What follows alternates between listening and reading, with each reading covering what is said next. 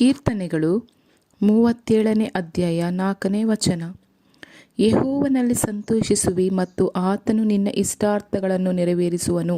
ನಮ್ಮ ಕರ್ತರು ವಾಗ್ದಾನದ ದೇವರು. ಅವರು ತಾನು ಕೊಟ್ಟಂತಹ ವಾಗ್ದಾನವನ್ನು ನೆರವೇರಿಸುವುದರಲ್ಲಿ ನಂಬಿಗಸ್ತರು. ಕರ್ತನ ಬಳಿ ಆಸೆಪಟ್ಟು ಕೇಳಿರಿ. ಕರ್ತರು ನಿಮಗೆ ಏನು ಆಶೀರ್ವಾದವನ್ನು ಕೊಡಬೇಕೆಂದು ನೀವು ಎದುರು ನೋಡುತ್ತಿರುವರೋ ಮೊದಲಾಗಿ ಆ ಆಶೀರ್ವಾದವನ್ನು ನೀವು ಇಷ್ಟಪಡಬೇಕು. ನೀವು ಇಷ್ಟಪಡುವುದನ್ನು ಅವರು ನಿಮಗೆ ನೆರವೇರಿಸಿಕೊಡುವರು. ಕರ್ತರು ಸೊಲೊಮೋನನಿಗೆ ರಾತ್ರಿಯಲ್ಲಿ ಸ್ವಪ್ನದ ಮುಖಾಂತರ ದರ್ಶನವಾಗಿ, ನೀನು ಇಷ್ಟಪಡುವುದನ್ನು ನನ್ನ ಬಳಿ ಕೇಳು ಎಂದು ಹೇಳಿದರು. 1 ಅರಸು 3ನೇ ಅಧ್ಯಾಯ 5ನೇ ವಚನ. ನಮ್ಮ ಕರ್ತರು ಎಷ್ಟೊಂದು ಆಶ್ಚರ್ಯವಾದವರು, ಎಷ್ಟು ಒಳ್ಳೆಯವರು ಎಂದು ನೋಡಿರಿ. ಅವರ ಹತ್ತಿರ ಏನು ಕೇಳಿದರೂ ಅವರಿಂದ ಅದನ್ನು ಕೊಡಲು ಸಾಧ್ಯ. ಕಾರಣ ಅವರು ಯಾವುದನ್ನು ಮಾಡಲು ಬಲವುಳ್ಳವರು. ಸಮುವೇಲನು ತನ್ನ ಬಳಿ ಇಷ್ಟಪಟ್ಟು ಕೇಳಿದ್ದನ್ನು ಕರ್ತರು ಅವನಿಗೆ ಅನುಗ್ರಹಿಸಿ ಅವನನ್ನು ಹರ್ಷಗೊಳ್ಳುವಂತೆ ಮಾಡಿದರು. 1 ಅರಸು 3ನೇ ಅಧ್ಯಾಯ 6ರಿಂದ 14ನೇ ವಚನದವರೆಗೂ. ಯೇಸುವೆ, ದಾವಿದನ ಕುಮಾರರೇ, ನನಗೆ ಮನಮರುಗು ಎಂದು ಹೇಳಿದರು. ಬರ್ತಲೋಮನು ಕರೆದನು. ಆಗ ಯೇಸು ನಿಂತು ಅವನನ್ನು ಕರೆದುಕೊಂಡು ಬನ್ನಿರಿ ಎಂದು ಕೇಳಿದ ಕೂಡಲೇ ಯೇಸುವಿನ ಶಿಷ್ಯಂದಿರು ಅವನನ್ನು ಯೇಸುವಿನ ಮುಂದೆ ಕರೆದುಕೊಂಡು ಬಂದು ಬಿಟ್ಟರು. ಆಗ ಯೇಸು ಅವನನ್ನು ನೋಡಿ, ನಾನು ನಿನಗೆ ಏನು ಮಾಡಬೇಕು? ನಿನ್ನ ಇಷ್ಟಾರ್ಥ ಏನು? ಏತಕ್ಕಾಗಿ ನನ್ನನ್ನು ಕರೆದೆ ಎಂದು ಕೇಳಿದರು. ಕಾರಣ ಮೊದಲಾಗಿ ಅವನ ಇಷ್ಟಾರ್ಥವನ್ನು ಯೇಸು ತಿಳಿದುಕೊಳ್ಳಲು ಇಷ್ಟಪಟ್ಟರು. ಅವನು ನನಗೆ ಕಣ್ಣು ಬರುವಂತೆ ಮಾಡು ಗುರುವೇ ಎಂದು ಅವರ ಹತ್ತಿರ ಕೇಳಿದ ಕೂಡಲೇ ಅವನೊಳಗೆ ಇದ್ದಂಥ ಆಸೆಯನ್ನು ಯೇಸು ತಿಳಿದುಕೊಂಡ ನಂತರವೇ ಯೇಸು ಅವನನ್ನು ಮುಟ್ಟಿ ಅದ್ಭುತವಾದ ಸುಖವನ್ನು ಅವರಿಗೆ ಕೊಟ್ಟರು. ಮಾರ್ಕ 10ನೇ ಅಧ್ಯಾಯ 46ರಿಂದ 52ನೇ ವಚನ. ನನಗೂ ಒಂದು ಸುಖ ಸಿಗುವುದಿಲ್ಲವೇ ಎಂದು ಒಂದು ಬದಲಾಗದ ಆಸೆಯೊಂದಿಗೆ ಸುಮಾರು 38 ವರ್ಷಗಳು ಒಂದು ಮನುಷ್ಯನು ಬೆಥೆಸ್ದದ ಕೊಳದ ಬಳಿ ರೋಗದ ಹಾಸಿಗೆಯಲ್ಲಿ ಮಲಗಿದ್ದನು. ಯೇಸು ಅವನಿದ್ದ ಸ್ಥಳಕ್ಕೆ ಹೋಗಿ ಅವನನ್ನು ಸಂಧಿಸಿ, ನೀನು ಸುಖವನ್ನು ಹೊಂದಬೇಕೆಂದು ಇಷ್ಟಪಡುತ್ತೀಯಾ ಎಂದು ಅವನನ್ನು ನೋಡಿ ಕೇಳಿದರು. ಏಕೆ ಅವರು ಅವನನ್ನು ನೋಡಿ ಅಂತಹ ಪ್ರಶ್ನೆಯನ್ನು ಹೇಳಿದರು? ಕರ್ತನಾದ ಯೇಸು ಜ್ಞಾನ ಇಲ್ಲದವರ ಅಥವಾ ಅವನಿಗೆ ಏನು ಅಗತ್ಯವೆಂದು ಅವರಿಗೆ ಗೊತ್ತಿಲ್ಲವಾ? ಎಲ್ಲವನ್ನು ತಿಳಿದಂತಹ ಕರ್ತನಾದ ಯೇಸು ಮತ್ತೆ ಏಕೆ ಅವರ ಹತ್ತಿರ ಸುಖ ಹೊಂದಬೇಕೆಂದು ಇಷ್ಟಪಡುತ್ತೀಯಾ ಎಂದು ಕೇಳಿದರು? ನಡೆಯಲಾಗದಂತಹ ಒಬ್ಬ ಸಹೋದರರು ತನ್ನ ಮನೆಯಲ್ಲಿ ಚಕ್ರದ ಕುರ್ಚಿಯಲ್ಲಿ ಕುಳಿತಿದ್ದಾರೆ. ಅವರಿಂದ ಪ್ರಾರ್ಥನೆ ಮಾಡುವ ಸ್ಥಳಗಳಿಗೆ ಹೋಗಲು ಆಗುತ್ತಿರಲಿಲ್ಲ. ಆ ಸಹೋದರನಿಗೆ ನಡೆಯಲಾಗದು. ಚಕ್ರದ ಕುರ್ಚಿಯಲ್ಲಿ ಕುಳಿತು ಮನೆಯೊಳಗೆ ಮಾತ್ರ ನಡೆದಾಡಿಕೊಳ್ಳುವರು ಅಷ್ಟೇ. ದೇವರ ಸೇವಕರು ಅವರ ಮನೆಗೆ ಹೋಗಿ ಭಾರದೊಂದಿಗೆ ನಡೆಯಲಾಗದಿರುವ ಆ ಸಹೋದರರಿಗೆ ಒಂದು ಅದ್ಭುತವನ್ನು ಮಾಡು ದೇವರೇ ಎಂದು ಪ್ರಾರ್ಥಿಸಿದರು. ಅವರಿಗಾಗಿ ಪ್ರಾರ್ಥಿಸುತ್ತಿದ್ದಾಗ ಆ ಪ್ರಾರ್ಥನೆಯನ್ನು ಕರ್ತನು ಕೇಳಿದ ರೀತಿಯೇ ಅವರುಗಳ ಆತ್ಮಗಳಲ್ಲಿ ಗೊತ್ತಾಗಲಿಲ್ಲ. ಆಗ ಅವರಿಗೆ ಒಂದು ರೀತಿಯ ಮನೋವೇದನೆ ಉಂಟಾಯಿತು. ಏನೋ ತಪ್ಪು ನಡೆದಿದೆ ಇಲ್ಲಿ ಎಂದು ಯೋಚಿಸಿದರು. ಅವರ ಮನಸ್ಸಿನಲ್ಲಿ ಉದ್ಭವವಾಯಿತು. ಅದೇ ಸಮಯದಲ್ಲಿ ಪ್ರಾರ್ಥಿಸುವಾಗ ಆ ಸಹೋದರನು ಕೂಡ ಕಣ್ಣುಗಳನ್ನು ಮುಚ್ಚಿಕೊಂಡೇ ಇದ್ದರು. ಆಗ ಅವರು ಕರ್ತನ ಹತ್ತಿರ, ಏಕೆ ದೇವರೇ, ನಾವು ಇವರಿಗಾಗಿ ಪ್ರಾರ್ಥಿಸುವಾಗ ಪ್ರಾರ್ಥನೆಯನ್ನು ಕೇಳದವರಂತೆ ಇದ್ದೀರಿ ಎಂದು ಕೇಳಿದಾಗ, ನೀವೆಲ್ಲರೂ ಅವನು ನಡೆಯಬೇಕು ಎಂದು ಇಷ್ಟಪಡುತ್ತೀರಿ, ಆದರೆ ಅವನಿಗಾದರೂ ಅಂತಹ ಇಷ್ಟವೇ ಇಲ್ಲ. ನೀವು ಅವನಿಗಾಗಿ ಪ್ರಾರ್ಥಿಸಿ ಏನು ಪ್ರಯೋಜನ ಎಂದು ಕರ್ತರು ಅವರ ಮನಸ್ಸಿನಲ್ಲಿ ಮಾತನಾಡಿದರು. ಅದನ್ನು ಕೇಳಿದಂತಹ ನಮ್ಮೊಳಗೆ ಒಂದು ದೊಡ್ಡ ದಿಗ್ಭ್ರಮೆ ಉಂಟಾಯಿತು. ನಡೆಯಲಾಗದಂತೆ ಚಕ್ರದ ಕುರ್ಚಿಯಲ್ಲಿ ತನ್ನ ಜೀವನವನ್ನು ಕಳೆಯುತ್ತಿರುವ ಒಬ್ಬರು ಹೇಗೆ ಸೌಖ್ಯವನ್ನು ಇಷ್ಟಪಡದೇ ಇರುತ್ತಾರೆ ಎಂದು ನಮ್ಮೊಳಗೆ ಒಂದು ಪ್ರಶ್ನೆ. ಅಲ್ಲಿ ನೋಡಿರಿ, ಆ ಮನುಷ್ಯನ ಮನಸ್ಥಿತಿ ಹೇಗೆಂದರೆ, ಅವರು ನಡೆಯಲಾಗದಂತೆ ಚಕ್ರದ ಕುರ್ಚಿಯಲ್ಲಿ ಕುಳಿತಿದ್ದಾರೆ ಅಲ್ಲವೇ? ಈಗ ಅವರು ಯಾವ ಕೆಲಸವನ್ನು ಮಾಡಬೇಕಾಗಿಲ್ಲ. ಸಾಯುವವರೆಗೂ ಹೀಗೆ ಇದ್ದರೆ ಮನೆಯೊಳಗೆ ಚೆನ್ನಾಗಿ ಕುಳಿತುಕೊಂಡು ಟಿವಿಯನ್ನು ನೋಡಿಕೊಂಡು ಕಾಲವನ್ನು ಕಳೆದುಕೊಂಡು ಇರಬಹುದು. ಸೌಖ್ಯ ಹೊಂದಿದರೆ ಕೆಲಸಕ್ಕೆ ಹೋಗಬೇಕು, ಕಷ್ಟಪಟ್ಟು ಸಂಪಾದಿಸಬೇಕು, ಕುಟುಂಬವನ್ನು ಗಮನಿಸಬೇಕು ಎನ್ನುವ ಯೋಚನೆ ಅವರೊಳಗೆ ಇರಲಿಲ್ಲ. ಆದ್ದರಿಂದ ಎಲ್ಲಿ ಯೇಸು ನನ್ನನ್ನು ಗುಣಪಡಿಸಿ ಬಿಡುವರೋ ಎನ್ನುವಂತಹ ಭಯ ಆ ಮನುಷ್ಯನ ಒಳಗೆ. ಆರೋಗ್ಯ ಹೊಂದುವುದಕ್ಕೆ ಅವರಿಗೆ ಇಷ್ಟ ಇರಲಿಲ್ಲ. ನೋಡಿರಿ, ಅವರಿಗೆ ನಾವು ಸೌಖ್ಯ ಹೊಂದಬೇಕು ಎನ್ನುವಂತಹ ಇಷ್ಟವೇ ಇಲ್ಲ. ಹಾಗಾದರೆ ಕರ್ತನು ಹೇಗೆ ಅದ್ಭುತವನ್ನು ಮಾಡುವರು? 38 ವರ್ಷಗಳಿಂದ ಬೆಥೆಸ್ದ ಕೊಳದಲ್ಲಿ ಒಂದು ಮನುಷ್ಯನು ರೋಗದಿಂದ ಮಲಗಿದ್ದನು. 38 ವರ್ಷಗಳಿಂದ ಅವನಿಗೆ ಸುಖ ಸಿಗಲಿಲ್ಲ. ಒಂದು ಸಮಯ ಅವನು ರೋಗಸ್ಥನು ಎನ್ನುವಂಥ ಒಂದು ಕಾರಣದಿಂದ ಆಗಿನ ಸರ್ಕಾರವು ಅವನಿಗೆ ಊಟ ಮತ್ತು ಸಹಾಯವನ್ನು ಮಾಡಿರಬಹುದು. ಸಾಮಾನ್ಯವಾಗಿ ಸರ್ಕಾರಿ ಆಸ್ಪತ್ರೆಗಳಿಗೆ ಹೋಗಿ ನೋಡಿದರೆ ಕೆಲವರು ತಮಗೆ ಆರೋಗ್ಯ ಸಿಕ್ಕಿದರೂ ಅಲ್ಲಿಂದ ತಮ್ಮ ಮನೆಗೆ ಹೋಗಲಾರರು. ಏಕೆಂದರೆ ಸರ್ಕಾರಿ ಆಸ್ಪತ್ರೆಯಲ್ಲಿ ರೊಟ್ಟಿ, ಹಾಲು, ಹಣ್ಣು ಎಲ್ಲವೂ ಉಚಿತವಾಗಿ ಸಿಗುವುದಲ್ಲವೇ?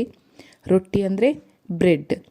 ಗುಣ ಹೊಂದಿ ಹೊರಗೆ ಹೋದರೆ ಕೆಲಸಕ್ಕೆ ಹೋಗಬೇಕು, ಕಷ್ಟಪಟ್ಟು ಸಂಪಾದಿಸಬೇಕು, ಅದೆಲ್ಲ ತುಂಬ ಕಷ್ಟ ಎಂದು ಯೋಚಿಸಿ ಗುಣ ಹೊಂದಿದರೂ ಕೆಲವರು ಆ ಆಸ್ಪತ್ರೆ ಇರುವುದಕ್ಕೆ ಇಷ್ಟಪಡುವರು. ನಿಮಗೆ ವಾಸಿಯಾಗಿ ಬಿಟ್ಟಿತ್ತು, ನೀವು ಮನೆಗೆ ಹೋಗಬಹುದು ಎಂದು ಡಾಕ್ಟರ್ಗಳು ಹೇಳಿದರೂ ಸಹ ಅವರು ಅಲ್ಲಿಂದ ಹೋಗುವುದಿಲ್ಲ. ಅವರು ಆರೋಗ್ಯವಿಲ್ಲದೆ ಇದ್ದರೆ ಎಂದು ಬೇರೆಯವರು ತಮ್ಮನ್ನು ನೋಡಿ ಪರಿತಪಿಸಿ ಹೇಳಬೇಕೆಂದು ಇಷ್ಟಪಡುವವರು. ಆದ್ದರಿಂದಲೇ ಯೇಸು 38 ವರ್ಷಗಳಿಂದ ರೋಗದೊಂದಿಗೆ ಬೆಥೆಸ್ದ ಕೊಳದ ಹತ್ತಿರ ಮಲಗಿದ್ದ ಅವನನ್ನು ಹೋಗಿ ಸಂಧಿಸಿ, ನೀನು ಗುಣ ಹೊಂದಬೇಕೆಂದು ಇಷ್ಟಪಡುತ್ತೀಯಾ ಎಂದು ಅವನನ್ನು ನೋಡಿ ಕೇಳಿ ಅವನ ಮನಸ್ಸಿನ ಆಕಾಂಕ್ಷೆಯನ್ನು ತಿಳಿದುಕೊಂಡು ಅದರ ನಂತರ ಅವನಿಗೆ ಸುಖವನ್ನು ಕೊಟ್ಟರು. ಕೆಲವರು ನಾನು ರೋಗದ ಹಾಸಿಗೆಯಲ್ಲಿದ್ದೇನೆ ಎಂದು ಹೇಳಿ ಅಳುವರು, ಆದರೆ ಸುಖವನ್ನು ಹೊಂದಿಕೊಳ್ಳಲು ಅವರಿಗೆ ಇಷ್ಟವಿರುವುದಿಲ್ಲ. ಏಕೆಂದರೆ ಅವರು ಸುಖವನ್ನು ಹೊಂದದೇ ಇರುವವರೆಗೂ ಎಲ್ಲರೂ ಅವರಿಗೆ ಸಹಾಯ ಮಾಡುತ್ತಿರುತ್ತಾರೆ. ಅವರಿಗೆ ಆರೋಗ್ಯ ಸಿಕ್ಕಿಬಿಟ್ಟರೆ ಬೇರೆಯವರ ಸಹಾಯ, ಪ್ರೀತಿ ಎಲ್ಲವೂ ಸಿಗುವುದಿಲ್ಲವಲ್ಲವೇ ಎನ್ನುವಂತಹ ರೀತಿಯಾದಂಥ ಮನಸ್ಥಿತಿಯೊಂದಿಗೆ ಇರುವಂತಹ ಅನೇಕರನ್ನು ನನ್ನ ಸೇವೆಯ ಅನುಭವದಲ್ಲಿ ನಾನು ನೋಡಿದ್ದೇನೆ. ಅಂಥವರನ್ನು ನೋಡಿ ಇವರಿಗೆ ಪ್ರಾರ್ಥಿಸಿ ಪ್ರಯೋಜನವಿಲ್ಲ, ಇವರು ಆರೋಗ್ಯವನ್ನು ಹೊಂದುವುದೂ ಇಲ್ಲ, ಏಕೆಂದರೆ ಇವರಿಗೆ ಸುಖವನ್ನು ಹೊಂದಲು ಇಷ್ಟವಿಲ್ಲ ಎಂದು ಕರ್ತರು ಹೇಳುತ್ತಾರೆ. ಮೊದಲನೆಯದಾಗಿ ನಮ್ಮ ಹೃದಯದಲ್ಲಿ ಆಶೀರ್ವಾದಗಳನ್ನು, ಅದ್ಭುತಗಳನ್ನು ಹೊಂದಿಕೊಳ್ಳಬೇಕು ಎನ್ನುವಂಥ ಒಂದು ಆಸೆ ಇರಬೇಕು. ಮಕ್ಕಳ ಭಾಗ್ಯವಿಲ್ಲದೆ ಇರುವಂತಹ ಒಬ್ಬ ಗಂಡ ಹೆಂಡತಿಯ ಮನಸ್ಸಿನ ಆಳದಲ್ಲಿ ಒಂದು ಆಸೆ ಇಲ್ಲದೆ ನಮಗೆ ಒಂದು ಮಗು ಬೇಕು ಎಂದು ಕರ್ತನ ಹತ್ತಿರ ಕೇಳಿದರೆ ಆ ಆಶೀರ್ವಾದವನ್ನು ಕರ್ತನಿಂದ ಹೇಗೆ ಕೊಡಲು ಸಾಧ್ಯ? ಇಬ್ಬರು ಮನಸ್ಸಿನ ಆಳದಲ್ಲಿ ಐಕ್ಯವಾಗಿ ಇಷ್ಟಪಟ್ಟು ಕೇಳಿದರೇ ಕರ್ತರು ಆ ಆಶೀರ್ವಾದವನ್ನು ಅವರಿಗೆ ಕೊಡುವರು. ನಿಮಗೆ ಏನು ಆಶೀರ್ವಾದ ಬೇಕು, ಮೊದಲಾಗಿ ಅದನ್ನು ನಿಮ್ಮ ಹೃದಯದಲ್ಲಿ ನೀವು ಇಷ್ಟಪಡಬೇಕು. ನೀವು ನಿಮ್ಮ ಆಶೀರ್ವಾದವನ್ನು ಮನಸಾರೆ ಇಷ್ಟಪಟ್ಟು ಕರ್ತನ ಚಿತ್ತದಂತೆ ಅವರ ಹತ್ತಿರ ಕೇಳುವಾಗ ಕರ್ತನು ನಿಶ್ಚಯವಾಗಿ ಆ ಆಶೀರ್ವಾದವನ್ನು ನಿಮಗೆ ಕೊಟ್ಟು ನಿಮ್ಮನ್ನು ಆಶೀರ್ವದಿಸುವರು. ಯಾವ ಆಶೀರ್ವಾದವಾಗಿದ್ದರೂ ಅದನ್ನು ನೀವು ಇಷ್ಟಪಟ್ಟು ಕೇಳಿದರೆ ಅದನ್ನು ನಿಮಗೆ ಕರ್ತರು ಕೊಡುವರು. ಅಷ್ಟೇ ಅಲ್ಲ, ನಿಮಗೆ ಯಾವ ಸಮಯದಲ್ಲಿ ಯಾವ ಆಶೀರ್ವಾದವನ್ನು ಕೊಡಬೇಕೆಂದು ಕರ್ತನಿಗೆ ಗೊತ್ತು. ಕರ್ತರು ಆದಾಮ ಹವ್ವಳನ್ನು ಉಂಟು ಮಾಡುವುದಕ್ಕೆ ಮುಂಚೆ ಉಳಿದಂಥ ಎಲ್ಲ ಜೀವರಾಶಿಯನ್ನು ಜೋಡಿ ಜೋಡಿಯಾಗಿಯೇ ಸೃಷ್ಟಿಸಿದರು. ಆದಾಮನನ್ನು ಉಂಟು ಮಾಡಿದಾಗಲೇ ಅವರಿಗೆ ಒಂದು ಜೋಡಿಯಾಗಿ ಅವರ ಪಕ್ಕದಲ್ಲಿ ಅವಳನ್ನು ಕೂಡಲೇ ಕರ್ತರು ಉಂಟು ಮಾಡಿರಬಹುದಲ್ಲವೇ ಎಂದು ನಾನು ಒಂದು ದಿನ ಯೋಚಿಸಿ ನೋಡಿದೆನು. ಕರ್ತನು ಕೆಲವು ದಿನಗಳ ನಂತರವೇ ಅವಳನ್ನು ಉಂಟು ಮಾಡಿದನು. ಏಕೆ ಗೊತ್ತೇ? ಆದಾಮನನ್ನು ಉಂಟು ಮಾಡಿದ ಕರ್ತರು ಅದಕ್ಕೆ ತಕ್ಕಂತೆ ಒಂದು ಸಮಯಕ್ಕಾಗಿ ಕಾದಿದ್ದರು. ಮೃಗಗಳನ್ನೆಲ್ಲ ಜೋಡಿ ಜೋಡಿಯಾಗಿ ಆದಾಮನ ಮುಂದೆ ಕರ್ತರು ಕೊಂಡು ತಂದರು. ಹಾಗಾಗಿ ಕರ್ತನು ಭೂಮಿಗೆ ಇಳಿದು ಬಂದು ಆದಾಮನೊಂದಿಗೆ ಮಾತನಾಡಿದರು, ಸಂಚರಿಸಿದರು. ಅದರಲ್ಲಿ ಆದಾಮನು ಸಂತೋಷಪಟ್ಟದ್ದು ನಿಜವಾಗಿದೆ. ಆದರೆ ಕರ್ತರು ಆದಾಮನನ್ನು ಬಿಟ್ಟು ಹೋದ ನಂತರ ಕರ್ತನಿಂದ ಉಂಟಾದಂತಹ ಮೃಗಗಳು, ಪಕ್ಷಿಗಳು ಜೋಡಿ ಜೋಡಿಯಾಗಿ ಒಂದಕ್ಕೊಂದು ಪ್ರೀತಿಯಿಂದ ಇರುವುದನ್ನು ಆದಾಮನು ನೋಡಿದಾಗ, ನಾನು ಮಾತ್ರ ಒಂಟಿಯಾಗಿದ್ದೇನೆ, ಏಕೆ ನನಗೆ ಮಾತ್ರ ತಕ್ಕ ಒಂದು ಜೋಡಿ ಇಲ್ಲ ಎಂದು ಅವನೊಳಗೆ ಒಂದು ಆಸೆಯನ್ನು ಕರ್ತರು ಉಂಟು ಮಾಡಿದರು. ಆ ರೀತಿಯಾದಂತಹ ಆಸೆ ಆದಾಮನಿಗೆ ಬಂದ ನಂತರವೇ ಕರ್ತರು ಆದಾಮನಿಗೆ ತಕ್ಕ ಒಂದು ಜೋಡಿಯಾಗಿ ಅವಳನ್ನು ಉಂಟು ಮಾಡಿದರು. ಅವಳನ್ನು ಮೊದಲೇ ಉಂಟು ಮಾಡಿದ್ದರಿಂದ ಒಂದು ಸಮಯ ಇವಳನ್ನು ನೀನು ಉಂಟು ಮಾಡಿ ನನ್ನ ಕೈಯಲ್ಲಿ ಕೊಟ್ಟದ್ದು ನನಗೆ ಒಂದು ದೊಡ್ಡ ತಲೆನೋವಾಗಿ ಇದೆ ಅಲ್ಲವೇ ಎಂದು ಸದಾ ಆದಾಮನು ಹೇಳಿರಬಹುದು ದೇವರ ಬಳಿ. ಆದ್ದರಿಂದಲೇ ಇವನೊಳಗೆ ಆ ಆಸೆ ಬರಲಿ ಎಂದು ಕರ್ತನು ಮೊದಲಾಗಿ ಅವರ ಮನಸ್ಸಿನಲ್ಲಿ ಒಂದು ಆಸೆಯನ್ನು ಉಂಟು ಮಾಡಿದರು. ಯಾಕೆಂದರೆ ದೇವರೇ ತನ್ನ ಸುಚಿತ್ತವನ್ನು ನೆರವೇರಿಸಬೇಕೆಂದು ನಿಮ್ಮಲ್ಲಿ ಉದ್ದೇಶವನ್ನು, ಪ್ರಯತ್ನವನ್ನು ಉಂಟು ಮಾಡುವವನಾಗಿದ್ದಾನೆ.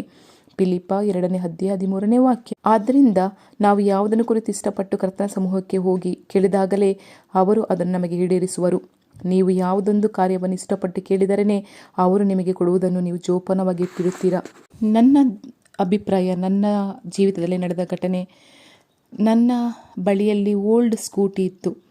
ಆದರೆ ನನಗೆ ಅದರಲ್ಲಿ ಹೋಗುವಾಗ ನನಗೆ ಭಯ ಆಗ್ತಿತ್ತು. ಏಕೆಂದರೆ ಆ ಒಂದು ಸ್ಕೂಟಿ ತುಂಬ ಹಳೆಯದು ಮತ್ತು ಸರಿ ಇರಲಿಲ್ಲ.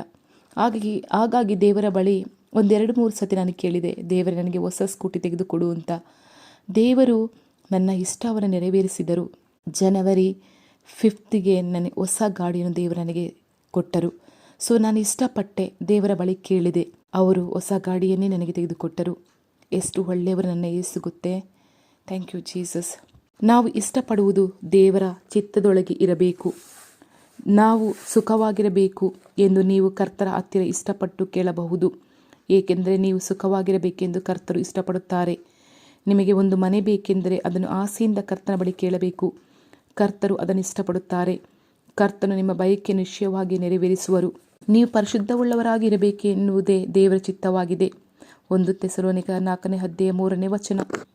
ನಮ್ಮ ಜೀವನದಲ್ಲಿ ಕಾಣಲ್ಪಡುವಂತಹ ಚಿಕ್ಕ ಚಿಕ್ಕ ಕಾರ್ಯದಲ್ಲಿಯೂ ಸಹ ಅಷ್ಟೊಂದು ಪ್ರೀತಿಯಿಂದಿರುವಂತಹ ನಮ್ಮ ಕರ್ತರು ನಿಮ್ಮ ಕುಟುಂಬವನ್ನು ಕುರಿತು, ನಿಮ್ಮ ಮಕ್ಕಳನ್ನು ಕುರಿತು, ನಿಮ್ಮ ವ್ಯಾಪಾರವನ್ನು ಕುರಿತು ಎಷ್ಟೊಂದು ಕರುಣೆಯುಳ್ಳವರಾಗಿರುತ್ತಾರೆ.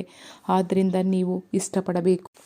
ಇನ್ನೊಂದು ವಿಷಯ, ನಿಮ್ಮ ಮಕ್ಕಳು ನಾನು ಒಂದು ಕಲೆಕ್ಟರ್ ಆಗಿ ಬರುತ್ತೇನೆ, ಅಥವಾ ನಾನು ಪೊಲೀಸ್ ಆಗುತ್ತೇನೆ, ಇನ್ಸ್ಪೆಕ್ಟರ್ ಆಗುತ್ತೇನೆ, ಇಂಜಿನಿಯರ್ ಆಗುತ್ತೇನೆ ಎಂದು ಹೇಳಿದರೆ, ಹೌದೌದು, ನಿನ್ನ ಯೋಗ್ಯತೆಗೆ ಕಲೆಕ್ಟರ್ ಬೇರೆ, ನಿನ್ನ ಯೋಗ್ಯತೆಗೆ ಪೊಲೀಸ್ ಬೇರೆ, ನಿನ್ನ ಯೋಗ್ಯತೆಗೆ ಡಾಕ್ಟರ್ ಬೇರೆ ಆಗುತ್ತೀಯಾ ಅಂತೆ ಎಂದು ಹೇಳಿ ನಿಮ್ಮ ಮಕ್ಕಳ ಆಸೆಯನ್ನು ನೀವೇ ಕೆಡಿಸಬಾರದು. ನಿಮ್ಮ ಮಕ್ಕಳ ಜೀವನದಲ್ಲಿ ಎತ್ತವರಾದಂತಹ ನೀವು ಆಸೆಯನ್ನು ಉಂಟು ಮಾಡಬೇಕು. ಹೌದಾ, ತುಂಬ ಸಂತೋಷ, ನೀನು ದೇವರ ಹತ್ತಿರ ಕೇಳು ಎಂದು ನಿಮ್ಮ ಮಕ್ಕಳ ಹತ್ತಿರ ನೀವು ಹೇಳಬೇಕು. ನಿಮ್ಮ ಮಕ್ಕಳ ವಿದ್ಯಾಭ್ಯಾಸದ ಕಾರ್ಯವೋ, ಒಂದು ಕೆಲಸದ ಕಾರ್ಯವೋ, ಯಾವ ಕಾರ್ಯವಾಗಿದ್ದರೂ ಸರಿ, ನಿಮ್ಮ ಮಕ್ಕಳು ಆಸೆ ಪಡುವಂತಹ ಆ ಕಾರ್ಯ ನ್ಯಾಯವಾದದಕ್ಕಾಗಿ ಒಳ್ಳೆಯದಾಗಿ ಇದ್ದರೂ ಎತ್ತವರಾದಂತಹ ನೀವು ನಿಮ್ಮ ಮಕ್ಕಳು ಪ್ರೋತ್ಸಾಹಪಡಿಸಬೇಕು. ನೀವು ಆಸೆಯೊಂದಿಗೆ ಕರ್ತರ ಹತ್ತಿರ ಕೇಳು, ಅವರು ನಿನ್ನನ್ನು ಆಶೀರ್ವದಿಸಿ ಉನ್ನತ ಸ್ಥಿತಿಗೆ ತರುವರು. ನೀನು ಕೇಳುವಂತಹ ಕಾರ್ಯಕರ್ತನಿಗೆ ಚಿತ್ತವಾದರೆ ಅದನ್ನು ಅವರು ನಿನಗೆ ಸಿಗುವಂತೆ ಮಾಡುವರು ಎಂದೇಳಿ ಅವರಿಗಾಗಿ ಪ್ರಾರ್ಥಿಸಿರಿ, ಅವರನ್ನು ಉತ್ಸಾಹಪಡಿಸಿರಿ. ಮೊದಲನೇದಾಗಿ ನೀವು ಇಷ್ಟಪಡಬೇಕು.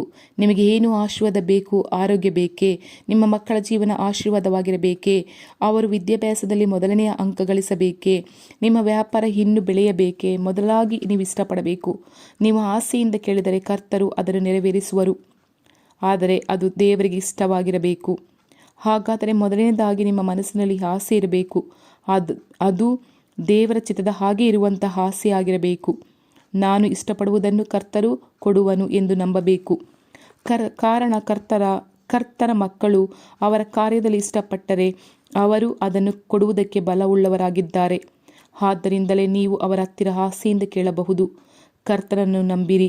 ಅನೇಕ ವರ್ಷಗಳ ಹಿಂದೆ ಒಂದು ಬಡ ತಂದೆಯು ತನ್ನ ಮಗನಿಗೆ 500 ರೂಪಾಯಿಗಳನ್ನು ಕೊಟ್ಟು, ಮಗನೇ, ಇದನ್ನು ಇಟ್ಟುಕೊಂಡು ವ್ಯಾಪಾರ ಮಾಡಿ ಜೀವನ ನಡೆಸು ಎಂದು ಹೇಳಿ ಚೆನ್ನೈಗೆ ಕಳಿಸಿದರಂತೆ.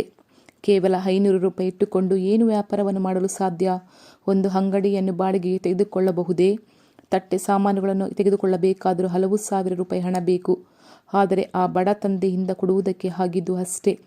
ಆ ಸಹೋದರನು ತನ್ನ ತಂದೆಯು ತನಗೆ ಕೊಟ್ಟಂತಹ 500 ರೂಪಾಯಿಯನ್ನು ಕೈಯಲ್ಲಿ ತೆಗೆದುಕೊಂಡು ನೇರವಾಗಿ ಕರ್ತನ ಸಮೂಹಕ್ಕೆ ಹೋಗಿ ಅವರ ಪಾದದ ಬಳಿಯಲ್ಲಿ ಆ ರೂಪಾಯಿಯನ್ನು ಇಟ್ಟು, ದೇವರೇ, ನನ್ನ ತಂದೆಯು ನನಗೆ ಈ 500 ರೂಪಾಯಿಯನ್ನು ಕೊಟ್ಟು ಇದನ್ನು ಇಟ್ಟು ವ್ಯಾಪಾರ ಮಾಡಿ ಬದುಕು ಎಂದು ಹೇಳಿದ್ದಾರೆ. ನೀವು ನೆನೆಸಿದರೆ ನನ್ನನ್ನು ಆಶೀರ್ವದಿಸಲು ಆಗುತ್ತದೆ. ಟಾಟಾರವರನ್ನು, ಬಿರ್ಲಾವರನ್ನು ಆಶೀರ್ವದಿಸಿ ನಿಮಗೆ ಏನು ಪ್ರಯೋಜನ? ಅವರಿಂದ ನಿಮಗೆ ಏನು ಪ್ರಯೋಜನ ಇಲ್ಲ. ನನ್ನನ್ನು ಆಶೀರ್ವದಿಸಿರಿ, ನಾನು ಆಲಯವನ್ನು ಕಟ್ಟಿಕೊಡುವೆನು, ಮಿಷನರಿಗಳನ್ನು ಹೊರುವೆನು, ನಿಮ್ಮ ಸೇವೆಗೆ ಸಹಾಯವನ್ನು ಮಾಡುವೆನು ಎಂದು ಹೇಳಿ ಪ್ರಾರ್ಥಿಸಿದರಂತೆ. ಇಂದು ಹೇಳಿದಂತಹ ಬೆಂಗಳೂರು, ಕಲ್ಕತ್ತಾ, ಬಾಂಬೆ, ಡೆಲ್ಲಿ ಎಂದು ಭಾರತದ ಹಲವು ಭಾಗದಲ್ಲಿ ಅವರ ವ್ಯಾಪಾರವು ಅಭಿವೃದ್ಧಿ ಹೊಂದಿ ಕೋಟಿ ರೂಪಾಯಿ ವರಮಾನ ಬರುವಷ್ಟು ಮಟ್ಟಿಗೆ ಅವರ ವ್ಯಾಪಾರವನ್ನು ಕರ್ತರು ಆಶೀರ್ವದಿಸಿದ್ದಾರೆ. ಅವರು ಹೇಳಿದ ಒಂದು ಮಾತು ಏನು ಗೊತ್ತೇ? ಯೇಸು ಜೊತೆ ಇದ್ದರೆ ಕಬ್ಬಿಣವೂ ಸಹ ತೇಲಾಡುತ್ತದೆ ಎಂಬುದಾಗಿ. ನೋಡಿರಿ, ಅವರ ಬಳಿ ಎಷ್ಟೊಂದು ನಂಬಿಕೆ ಯೇಸುವಿನ ಮೇಲೆ. ಕರ್ತನನ್ನು ನಂಬಬೇಕು. ಕರ್ತರು ನಮಗೆ ತಂದೆ ಆಗಿದ್ದಾರೆ. ಅವರು ನನಗೆ ವಾಗ್ದಾನ ಮಾಡಿದ್ದನ್ನು ನೆರವೇರಿಸಿ ಕೊಡುವರು ಎಂದು ನಾವು ಆಸೆಪಟ್ಟು ಅವರ ಹತ್ತಿರ ಯಾವುದನ್ನು ಇಷ್ಟಪಟ್ಟು ಕೇಳುವರೋ ಅದನ್ನು ಕರ್ತನ ನಮಗೆ ಕೊಡುವರು ಎಂದು ನೀವು ಅವರನ್ನು ನಂಬಬೇಕು. ಕರ್ತರ ಹತ್ತಿರ ಕೇಳಿರಿ. ನೀವು ಕರ್ತನ ಬಳಿ ಸಂತೋಷವಾಗಿದ್ದರೆ ಅವರು ನಿಮ್ಮ ಹೃದಯದ ಬೇಡಿಕೆಗಳನ್ನು ನಿಮಗೆ ಅನುಗ್ರಹಿಸುವರು. ನೀವು ಇಷ್ಟಪಟ್ಟು ನಂಬಿಕೆಯೊಂದಿಗೆ ಕರ್ತನ ಬಳಿ ಕೇಳಿಕೊಳ್ಳುವುದನ್ನು ಅವರು ನಿಮಗೆ ಅನುಗ್ರಹಿಸುವರು. ನಾವು ನಂಬಿಕೆಯೊಂದಿಗೆ ಸಹ ಕರ್ತನ ಬಳಿ ಕೇಳಬೇಕು. ನೀವು ಪ್ರಾರ್ಥನೆ ಮಾಡಿ ಏನೇನು ಬೇಡಿಕೊಳ್ಳುತ್ತೀರೋ ಅದನ್ನೆಲ್ಲ ಹೊಂದಿದೆವೆಂದು ನಂಬಿರಿ, ಅದು ನಿಮಗೆ ಸಿಕ್ಕುವುದೆಂದು ನಿಮಗೆ ಹೇಳುತ್ತೇನೆ. ಮಾರ್ಕ 11ನೇ ಅಧ್ಯಾಯ 24ನೇ ವಚನ. ಯೇಸು ಹೇಳಿದ ಮಾತು, ನೀವು ಪ್ರಾರ್ಥಿಸುವಾಗ ಬೇಡಿಕೊಳ್ಳುವುದನ್ನು ಹೊಂದಿಕೊಳ್ಳುವಿರಿ ಎಂದು ನಂಬಬೇಕು. ನಾವು ಮೂಲ ಭಾಷೆಯಲ್ಲಿ ಈ ವೇದವಾಕ್ಯಕ್ಕೆ ಏನು ಅರ್ಥ ಹೇಳಲ್ಪಟ್ಟಿದೆ ಎಂದರೆ, ನೋಡಿರಿ, ನೀವು ಕರ್ತನ ಬಳಿ ಒಂದು ಕಾರ್ಯವನ್ನು ಇಷ್ಟಪಟ್ಟು ನಂಬಿಕೆಯೊಂದಿಗೆ ಕೇಳಿಬಿಟ್ಟರೆ ನೀವು ಅವರ ಹತ್ತಿರ ಕೇಳಿದಂತಹ ಕಾರ್ಯವು ಈ ಲೋಕದಲ್ಲಿ ಇಲ್ಲದೇ ಇದ್ದರೂ ಸಹ ಅವರ ನಿಮಗಾಗಿ ಅವರು ನಿಮಗಾಗಿ ಉಂಟು ಮಾಡಿ ಕೊಡುವರು ಎಂದು ಹೇಳಲ್ಪಟ್ಟಿದೆ. ನಾವು ಕರ್ತನ ಬಳಿ ಕೇಳುವಂತಹ ಕಾರ್ಯ ಭೂಮಿಯಲ್ಲಿ ಇಲ್ಲದೆ ಇದ್ದರೂ ಸಹ ಅದನ್ನು ನಮಗಾಗಿ ಸೃಷ್ಟಿಸಿ ನಮಗೆ ಕೊಡುವಂತಹ ಒಬ್ಬ ಒಳ್ಳೆಯ ತಂದೆಯು ನಮಗೆ ಇದ್ದಾರೆ. ಕಾರಣ, ಇಲ್ಲದೆ ಇರುವುದನ್ನು ಉಂಟು ಮಾಡಿ ಕೊಡುವವರು ನಮ್ಮ ತಂದೆಯಾದ ಕರ್ತರು. ಒಂದು ಸಮಯ ಈ ದಿನದಂದು ಒಂದು ಕೆಲಸ ಸಿಗದಂತಹ ಸಂದರ್ಭದಲ್ಲಿ ನೀವು ಇದ್ದರೆ ನಿಮಗಾಗಿ ಒಂದು ಕೆಲಸವನ್ನು ಉಂಟು ಮಾಡಿ ಕೊಡುವಂತಹ ಒಳ್ಳೆಯ ತಂದೆಯು ನಮಗೆ ಇದ್ದಾರೆ ಹಾಗೂ ನಿಮಗೂ ಇದ್ದಾರೆ. ನಿಮ್ಮ ವ್ಯಾಪಾರಕ್ಕೆ ದಾರಿಯೇ ಇಲ್ಲ ಎಂದರೂ ನಿಮಗಾಗಿ ಒಂದು ವ್ಯಾಪಾರವನ್ನು ಅವರು ಸೃಷ್ಟಿಸುವರು. ನಿಮಗಾಗಿ ಒಂದು ಕಾನೂನನ್ನೇ ಸೃಷ್ಟಿಸುವರು. ನಿಮಗಾಗಿ ಒಂದು ಸ್ಥಳವನ್ನು ಅವರು ಉಂಟು ಮಾಡುವರು. ಆ ರೀತಿಯಾದಂತಹ ತಂದೆ ಅವರು. ಇಲ್ಲದೆ ಇರುವಂಥದ್ದನ್ನು ಸಹ ಇರುವಂತೆ ಮಾಡುವಂತಹ ಕರ್ತರು ಅವರು. ಹಾಗಾದರೆ ನಾವು ಬಾಯಿ ಬಿಟ್ಟು ಕೇಳಬೇಕು. ಕೆಲವು ದೇವಜನರು ಸಹ ನಮಗಾಗಿ ಪ್ರಾರ್ಥಿಸಲು ಸೇವಕರಿದ್ದಾರೆ ಎಂದು ಯೋಚಿಸಿಕೊಂಡಿದ್ದಾರೆ. ನೀವು ಹಾಗೆ ಇರಬಾರದು. ನೀವು ಕರ್ತನ ಹತ್ತಿರ ಕೇಳಬೇಕು. ಸಾಮಾನ್ಯವಾಗಿ ಕೆಲವು ಮನೆಗಳಲ್ಲಿ ಮಕ್ಕಳು ಏನು ಬೇಕಾದರೂ ತಾಯಿ ಹತ್ತಿರವೇ ಕೇಳುವರು. ಏಕೆ, ನೀನು ಅಪ್ಪನ ಹತ್ತಿರ ಕೇಳಬೇಕು ತಾನೆ ಎಂದರೆ, ನೀವೇ ಕೇಳಿರಿ ಅಮ್ಮ ಎಂದು ಹೇಳುವರು. ಅಮ್ಮ ತನ್ನ ಗಂಡನ ಹತ್ತಿರ ಹೋಗಿ, ನಿಮ್ಮ ಮಗಳಿಗೆ ನಿಮ್ಮ ಮಗನಿಗೆ ಇದು ಬೇಕಂತೆ ಎಂದು ಕೇಳಿದರೆ ಆ ತಂದೆಯು ಸಂತೋಷ ಪಡುವರೇ? ಏಕೆ ನನ್ನ ಹತ್ತಿರ ಕೇಳುವುದಿಲ್ಲ ಎನ್ನುವರು. ನನ್ನ ಹತ್ತಿರ ಕೇಳಿದರೆ ಏನು ಎಂದು ಯೋಚಿಸುವವರಲ್ಲವೇ? ತನ್ನ ತಂದೆಯ ಹತ್ತಿರ ಹೋಗಿ ಮಗವು ಅಕ್ಕಿನೊಂದಿಗೆ ಯಾವುದಾದರೊಂದನ್ನು ಕೇಳಿದರೆ ಆ ತಂದೆಗೆ ಎಷ್ಟೊಂದು ಸಂತೋಷ ಅಲ್ಲವೇ? ಕೆಲವು ಸಮಯಗಳಲ್ಲಿ ತಾಯಿಯ ಮುಖಾಂತರ ಕೇಳಿದರೂ ಮಗುವು ಕೇಳಿಬಿಟ್ಟಿತೆ ಎಂದು ಪ್ರೀತಿಯಿಂದ ತಂದೆಯು ತನ್ನ ಮಗು ಇಷ್ಟಪಟ್ಟದನ್ನು ಕೊಡಬಹುದು. ಆದರೆ ತಂದೆಯ ಮನಸ್ಸಿನಲ್ಲಿ ಒಂದು ಸಂತೋಷವಿರುವುದಿಲ್ಲ. ಯಾವಾಗ ತನ್ನ ಮಗುವು ನೇರವಾಗಿ ತನ್ನ ತಂದೆಯ ಬಳಿ ಕೇಳುತ್ತದೋ ಆಗಲೇ ಆ ತಂದೆಗೆ ದೊಡ್ಡ ಒಂದು ಸಂತೋಷ ಉಂಟಾಗುತ್ತದೆ. ಹಾಗಾದರೆ ಕರ್ತನ ಸ್ವಂತ ಮಗುವಾಗಿರುವಂತಹ ನೀವು ನಿಮ್ಮ ತಂದೆಯಾಗಿರುವ ಕರ್ತನ ಬಳಿ ಕೇಳಬೇಕು. ಕಾರಣ, ನಿಮ್ಮ ಪ್ರಾರ್ಥನೆಯನ್ನು ಕೇಳಲು ಅವರು ಆಸೆಯೊಂದಿಗೆ ಇದ್ದಾರೆ. ಯಾಬೀಜ್, ಇಸ್ರೇಲ್ ದೇವರಿಗೆ ನೀನು ನನ್ನನ್ನು ವಿಶೇಷವಾಗಿ ಆಶೀರ್ವದಿಸಿ ನನ್ನ ಪ್ರಾಂತ್ಯವನ್ನು ವಿಸ್ತರಿಸಿ ನಿನ್ನ ಹಸ್ತದಿಂದ ನನ್ನನ್ನು ರಕ್ಷಿಸಬಾರದೇ ಎಂದು ಮೊರೆಯಿಡಲು ದೇವರು ಆತನ ಮೊರೆಯನ್ನು ಆಲಿಸಿದರು. 1 ಪೂರ್ವಕಾಲಾಂತ 4ನೇ ಅಧ್ಯಾಯ 10ನೇ ವಚನ. ಯಾಬೇಜ್ಗಾಗಿ ಇನ್ನೊಬ್ಬನು ಬೇಡಿಕೊಂಡನು ಎಂದು ಸತ್ಯವೇದದಲ್ಲಿ ಬರೆಯಲ್ಪಟ್ಟಿದೆಯೇ? ಇಲ್ಲ, ಯಾಬೇಜ್ ಬೇಡಿಕೊಂಡನು ಎಂಬುದಾಗಿ ಬರೆದಿದೆ. ಹಾಗಾದರೆ ನೀವು ಬೇಡಿಕೊಂಡದನ್ನು ಕರ್ತರು ನೆರವೇರಿಸುವರು. ಆದ್ದರಿಂದ ನೀವು ಕೇಳಬೇಕು ಎಂದು ಕರ್ತರು ಇಷ್ಟಪಡುತ್ತಾರೆ. ನೀವು ಕೇಳಿದರೆ ಕರ್ತರು ಅದನ್ನು ಕೊಟ್ಟು ನಿಮ್ಮನ್ನು ಆಶೀರ್ವದಿಸುವರು. ಆಮೇನ್. ಪ್ರೀತಿಯ ದೇವರ ಮಕ್ಕಳೇ, ಈಗ ಒಂದು ಕ್ಷಣ ಮೊಣಕಾಲೂರಿರಿ. ದೇವರ ಬಳಿ ಕೇಳಿರಿ. ಇಷ್ಟಪಟ್ಟು ಕೇಳಿರಿ. ನಿಮಗೆ ಏನು ಬೇಕೆಂದು ಕೇಳಿರಿ. ಸರಿಯಾಗಿ ನಿದ್ರೆ ಬರುತ್ತಿಲ್ಲವೇ? ಕೇಳಿರಿ. ಈ ಒಂದು ರಾತ್ರಿಯ ವೇಳೆಯಲ್ಲಿ ದೇವರ ಬಳಿಯಲ್ಲಿ ಕೇಳಿರಿ. ಮೊಣಕಾಲೂರಿ ಕಣ್ಣೀರು ಸುರಿಸಿ ಕೇಳಿರಿ. ಇಷ್ಟಪಟ್ಟು ಕೇಳಿರಿ. ಆಸೆಯಿಂದ ಕೇಳಿರಿ. ಅಪ್ಪ, ನನಗೆ ಇದು ಬೇಕು ಎಂದು ಕೇಳಿರಿ. ಇಷ್ಟು ದಿನ ನೀವು ಆಸೆಪಟ್ಟು ಕೇಳಲಿಲ್ಲವಾದರೆ ಇಂದು, ಈ ಕ್ಷಣ, ಈ ಹೊತ್ತು, ಈ ರಾತ್ರಿ ದೇವರ ಬಳಿ ಕಣ್ಣು ಮುಚ್ಚಿ ಕೇಳಿರಿ. ಆಸೆಯಿಂದ ಕೇಳಿರಿ. ಅವರು ಖಂಡಿತವಾಗಿ ನಿಮ್ಮ ಆಸೆಯನ್ನು ಪೂರೈಸುವರು. ಯೇಸು ಕ್ರಿಸ್ತ ನಾಮದಲ್ಲಿ ಆಮೇನ್. ಆಮೇನ್ ತಂದೆ. Thank you Lord Jesus Christ.